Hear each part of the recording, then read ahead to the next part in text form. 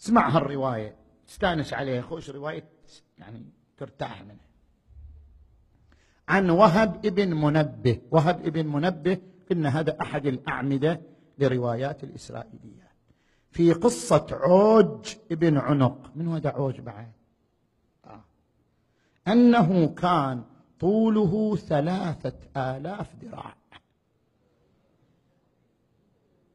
طوله 3000 ذراع، وكان يمسك الحوت، يعني يدخل البحر مثل ما واحد شنو، مثل واحد احنا نقول له العابر على ضلع، يعني ضلع الشكل عابر عليه، زين.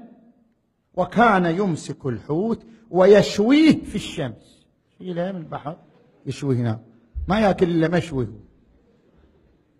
وأن طوفان نوح لم يصل إلى ركبتيه. شوف الطوفان اللي وصل للجبل، يا الله، يوصل لركبة عوج هذا. وإن موسى تحير وش يسوي وياه النبي موسى. وإن موسى كان طوله 10 أذرع وعصاه 10 أذرع ووثب في الهواء 10 أذرع، كم صار؟ 30 ذراع. وإيش سوى؟ فأصاب كعب عوج، بس الكعب، فأصاب كعب عوج فقتله.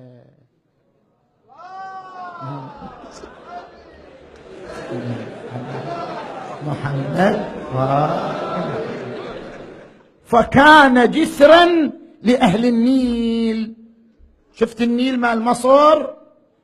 خلوه جسر لهم على النيل، طوفوا عليه سنة كاملة، الحمير والإبل جسر. لو عندنا واحد هالشكل كان قضى علينا كثير من الحوائج، زين.